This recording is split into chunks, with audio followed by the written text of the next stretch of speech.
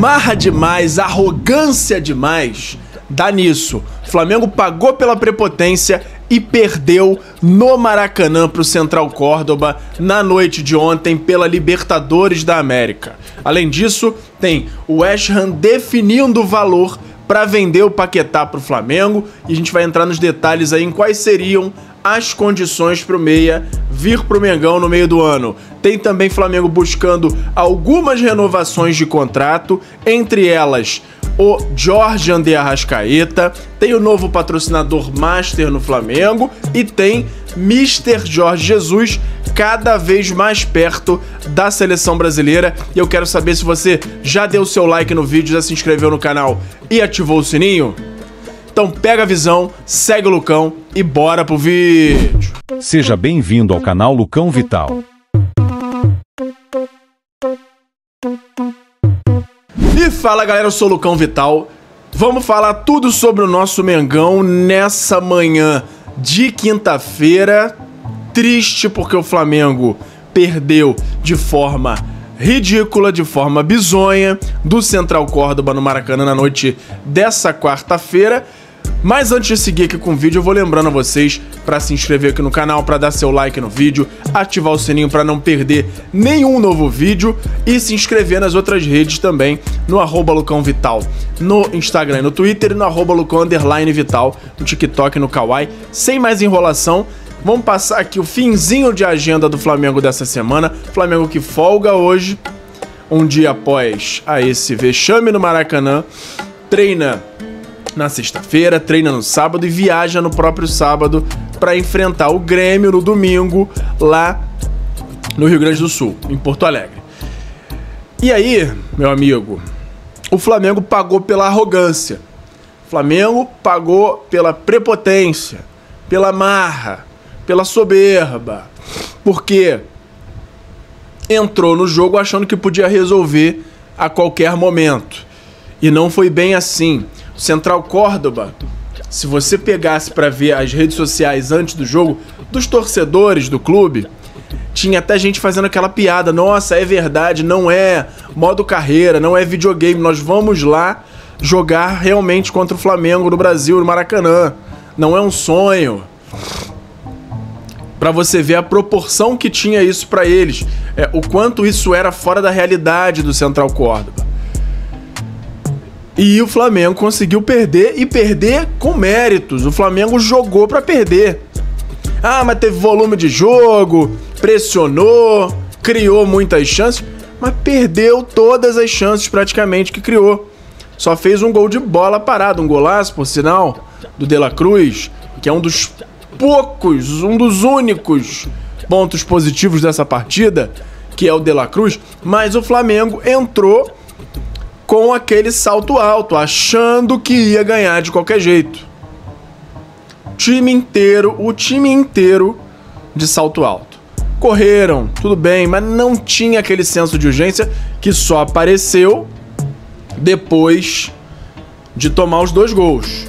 Porque depois do primeiro ainda não estava com aquele senso de urgência. Tomou o primeiro gol de pênalti, num descuido ali, uma desatenção do Léo Pereira.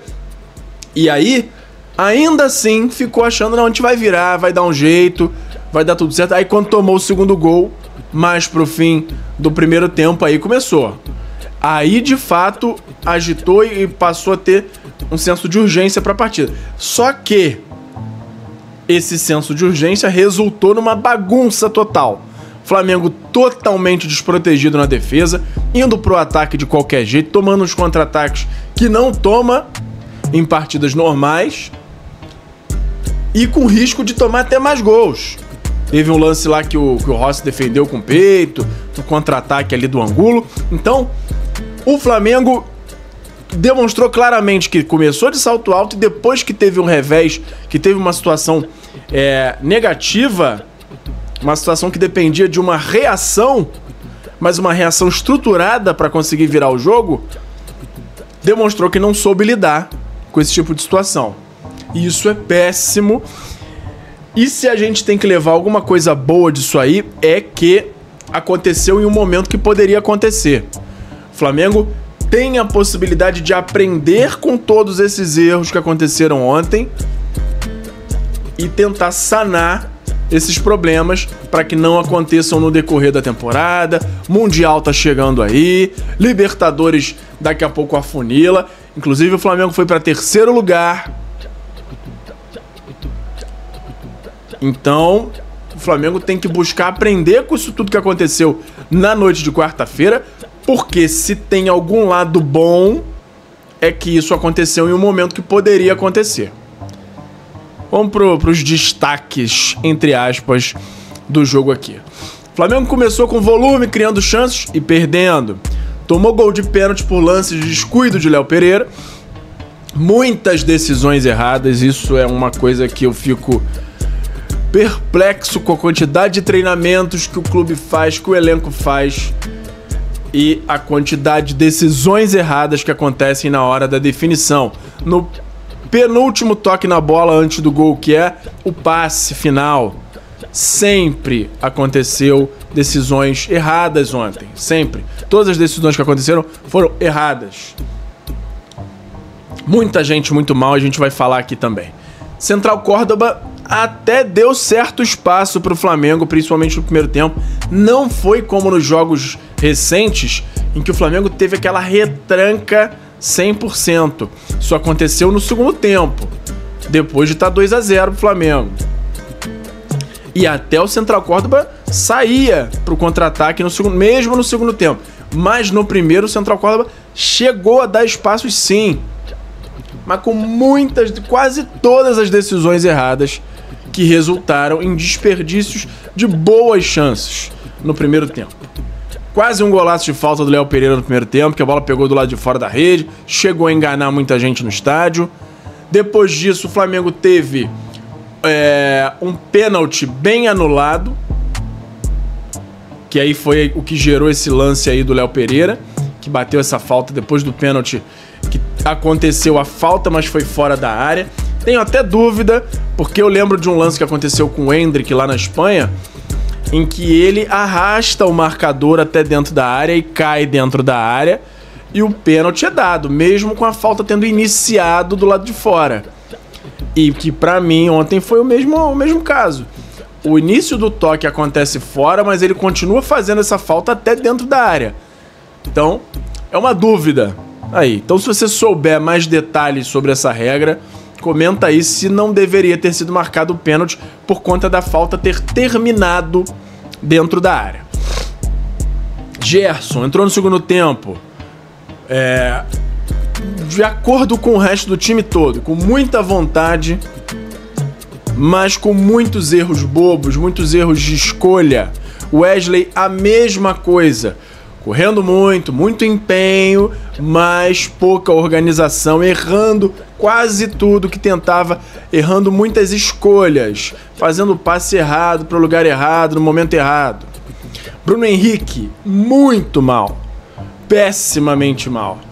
Segundo tempo, o que retratou o futebol dele foi as duas adiantadas de bola que ele deu tentando botar na frente e jogou a bola lá na PQP, a bola foi pra linha de fundo. Bruno Henrique, horrível no jogo de ontem.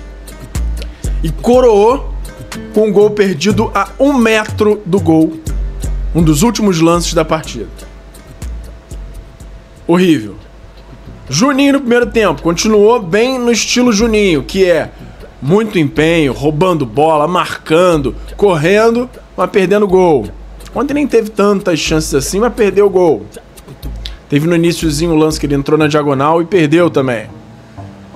Então, difícil dar um destaque positivo para essa partida, mas eu tenho até dois aqui. Primeiro, Nico de la Cruz jogou bem, jogou muita bola, fez um golaço.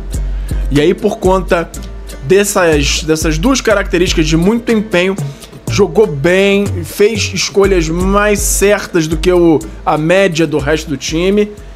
Fez esse golaço, então é um destaque positivo que eu consigo retirar aí do meio desse monte de atuações horríveis, para não falar outra coisa aqui. Outro ponto bom é o Pedro. Pedro que não deu tempo de participar tanto do jogo, entrou ali por volta dos 32, 33 do segundo tempo, mas voltou. Isso é o mais importante.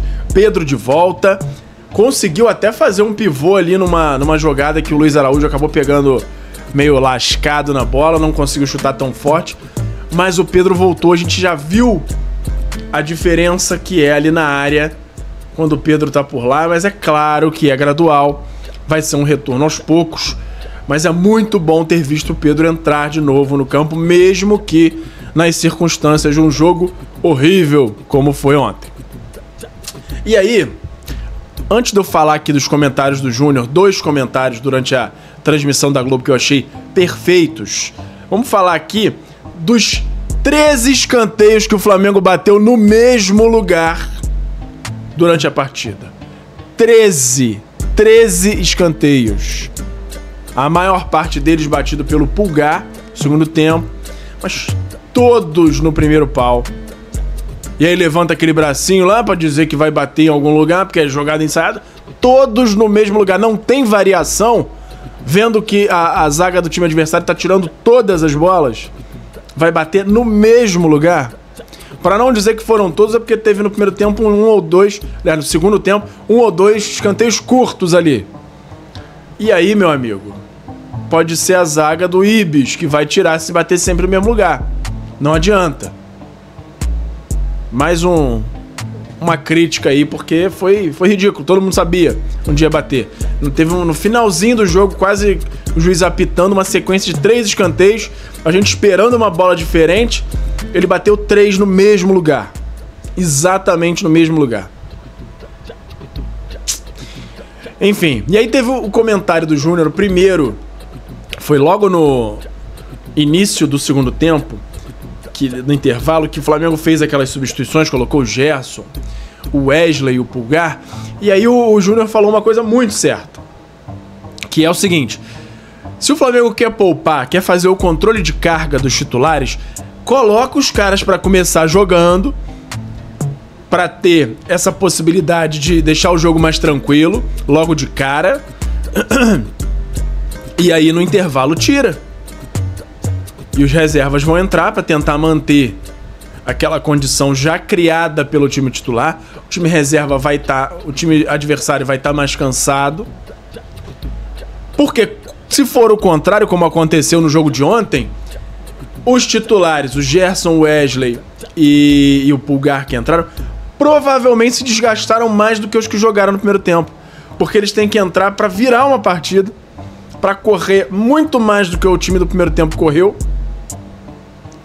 E aí não tem nenhum tipo de controle de carga sendo feito aí. Eles estão se desgastando até mais do que muitos jogos inteiros. O quanto eles precisaram correr, porque, principalmente, o Flamengo jogou no segundo tempo muito desprotegido, contando com meio campo, laterais, ali voltando muito, correndo muito, vai e volta, jogo muito mais intenso do que é o normal. Então, é um ponto de crítica ao Felipe Luiz, que a gente sempre elogia, mas nesse ponto é algo que tem que ser dito. Talvez seja o caso de pensar em entrar com esses jogadores decisivos do início. E aí eu não sei se é, e eu acho que era porque ele achava que os reservas iam dar conta e não ia precisar usar talvez todos eles, um ou outro, em menos tempo até no segundo tempo. Mas não dá pra contar com o ovo na galinha, né? Enfim. Foi isso, o Flamengo em terceiro lugar, precisa arrancar pelo menos um empate lá na altitude contra a LDU, daqui a 15 dias mais ou menos, que é sem ser a terça da próxima semana a outra. Então, o Flamengo vai ter um jogo crítico aí, tendo que arrancar pelo menos um empatezinho lá, para se manter razoavelmente confortável dentro do grupo. Claro que uma vitória seria o ideal, mas pelo menos um empatezinho o Flamengo precisa ir atrás. E vamos mudar de assunto falando do sorteio da Copa do Brasil, que aconteceu também nessa quarta-feira. Tem a informação de que o prêmio aumentou um pouquinho. Total para o possível campeão da Copa do Brasil vai de 93 para 97 milhões de reais. Mas hoje não é a prioridade do Flamengo. O Flamengo tem a tendência de poupar jogadores, pelo menos nas fases iniciais do torneio, e pega como primeiro adversário no dia 30 de abril o Botafogo da Paraíba, que eu acho que aí até se o Flamengo poupar tem que dar conta do recado. Mais uma vez, sem soberba, sem achar que o jogo tá ganho a qualquer momento, mas tem que entrar, ir pra cima e vencer. Acho que não tem muita discussão nesse sentido. Se tiver algum comentário a fazer, tanto concordando quanto discordando, conto com o comentário de vocês aqui no vídeo. E aí o Edinaldo, nosso excelentíssimo presidente da CBF, estava lá no sorteio da Copa do Brasil e foi questionado sobre o novo técnico da seleção. Um ponto que ele falou quando foi questionado sobre Jorge Jesus, sobre Ancelotti, foi que a questão da multa, se for necessária, vai ser paga. O Rodrigo Caetano lá, que é o diretor, tá negociando, tá resolvendo a situação do novo treinador, e se for necessária, a multa vai ser paga. E tudo indica que o Jorge Jesus está à frente do Ancelotti, que o Ancelotti já teve momentos de demonstrar mais vontade, apesar da fase não estar sendo das melhores dele por lá no Real Madrid, tomou 3-0 do Arsenal. O Jorge Jesus está um pouquinho à frente porque ele está demonstrando aquela vontade de vir para a seleção, então a tendência é que possa acontecer o anúncio já nas próximas semanas, porque o Brasil já tem nos próximos meses a nova rodada de partidas aí das eliminatórias e tem que se cuidar para não entrar em uma zona ali de risco de não se classificar para a Copa do Mundo. Mudando de assunto novamente, Flamengo que teve o anúncio antes do jogo contra o Central Córdoba do novo patrocinador Master e passa a ser a Flabet, e a BRB vai para parte de trás da camisa onde ficava o Mercado Livre. Então a Flabet passa a ser o patrocinador Master do clube e muita gente está questionando: a Flabet é do Flamengo? Como é que é patrocinador Master? O Flamengo não vai ganhar nada? Vai ganhar. A Flabet é um produto da Pixbet, que já era patrocinador do Flamengo. Então a Flabet, ela nada mais é do que a Pixbet.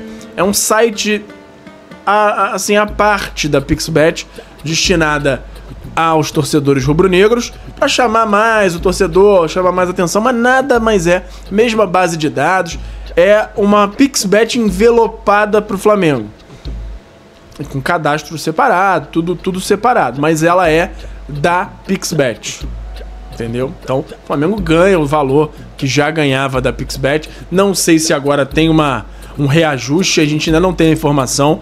Quando eu tiver esses detalhes eu trago aqui para vocês, mas nada mais é do que a Pixbet envelopada de Flamengo e agora vai ser estampada definitivamente como patrocinador Master na camisa do Mengão. E agora vamos falar das renovações do Flamengo, que após renovar com o Gerson tem 3 alvos principais, que são Cleiton, Varela e Arrascaeta. Cleiton e Varela com o contrato terminando no fim de 2025 e o Arrascaeta com o contrato terminando no fim de 2026. O Cleiton ainda tá um pouco mais crítico, tá? Os empresários dele a princípio não estão querendo renovar e tem muito a ver com times já estando de olho nele para assinar um pré-contrato, que aí ele assinaria a partir do início de junho, podendo sair de graça no fim do ano. E um dos times que existe a informação que está de olho no Cleiton é o Benfica. E os empresários não estão vendo com tantos bons olhos essa renovação dele com o Flamengo, porque ele é muito pouco utilizado. Ele é muito elogiado por todos os treinadores que passam, os diretores, mas é muito pouco utilizado. Então tá fazendo com que eles não se sintam privilegiados no Flamengo e vejam como outro clube, novos ares, sendo uma boa solução pro Cleiton. Já o Varela, o Flamengo já fez uma proposta, o Varela fez uma contraproposta com ajuste aí de prazo, um pequeno ajuste aí de valores. A tendência é que tudo dê certo, os valores já estão próximos, então não deve haver um grande problema, não deve se arrastar por muito tempo essa questão da renovação do Varela. O Flamengo que trata o Varela como uma peça-chave no elenco, e não por ser um dos principais jogadores tecnicamente, mas por ser aquele jogador que é fundamental. Ele cobre a lateral esquerda, ele é um cara que vai manter o elenco com bom nível na lateral direita se o Wesley for vendido.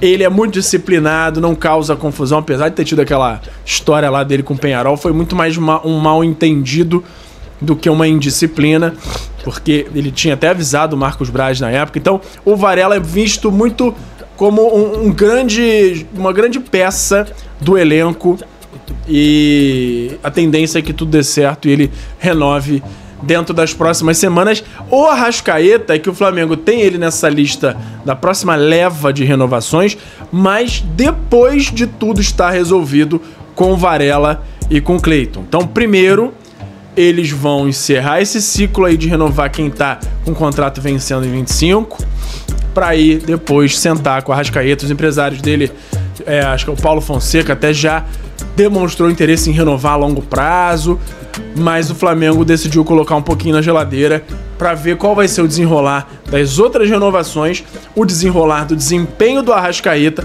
que tá até melhor nas duas últimas partidas, não jogou tanto assim contra o Central Córdoba, mas já tá melhor do que esteve alguns jogos atrás. E aí o Flamengo tá esperando para ver se essa boa fase, se ele vai voltar a jogar aquela bola e valer a pena uma renovação de longo prazo, ou se vale aguardar mais um tempo para entender melhor o que vai ser feito com a Arrascaeta. E agora tem a notícia de imprensa inglesa dizendo que o West Ham tá disposto a vender o Paquetá, mesmo que ele seja inocentado lá na questão dessa investigação por envolvimento com apostas, com manipulação de resultados. Então, o West Ham estipulou um valor de 25 milhões de libras para liberar o Paquetá. Quanto que vale 25 milhões de libras, mais ou menos? Em euros, isso equivale a aproximadamente 29 a 30 milhões de euros, que convertendo para real deve dar aí na casa dos seus 180 milhões de reais.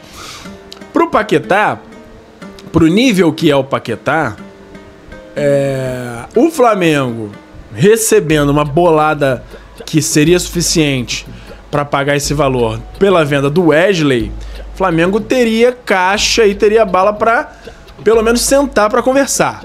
Ó, vocês querem isso? Então vamos fechar em 20, com 10 pagos à vista e o restante a gente parcela durante uns anos aí para não pesar tanto no caixa do Flamengo. O Flamengo vai ter bala, vai ter dinheiro para tentar negociar isso aí. Mas pelo menos já tem o valor na mesa para começar a estudar aí o que ele poderia mexer financeiramente para trazer o Paquetá, porque aí sim seria uma transferência nível chegada de Romário em 95. Claro que guardadas as devidas proporções, mas eu digo que trazendo um cara que tem muito mercado no futebol europeu, que estava até antes da investigação cotado para ir pro City, se o Flamengo traz esse cara no meio do ano para frente, sem dúvida, uma das maiores contratações do futebol recente. Por exemplo, Vitor Roque foi pro Palmeiras agora, mas ninguém tava querendo ele. Tava lá no Betis jogando mais ou menos, o Barcelona já não queria mais ele jogando pelo Barcelona, pelo menos, tava já visando o empréstimo do jogador, e o Palmeiras foi lá e pagou um bom valor, pagou seus 20 e poucos milhões de euros, trouxe o Vitor Roque, que é uma ótima contratação, até agora não jogou nada, mas é uma ótima contratação, mas que não seria nem passível de comparação se a gente for botar uma possível chegada de Lucas Paquetá ao Flamengo no meio do ano pra frente. Vamos continuar acompanhando, qualquer novidade eu trago aqui pra vocês. E agora eu quero saber de você, rubro-negro, integrante da maior torcida e a mais linda do mundo. Se você já se inscreveu no canal, já deu o seu like, já ativou o sininho e já me seguiu nas redes aqui do lado, já fez isso? Então pega a visão, segue o Lucão e até a próxima. Valeu! Obrigado por assistir. Não se esqueça de deixar o like, se inscrever no canal ativar o sininho das notificações e nos seguir em todas as redes. Até a próxima!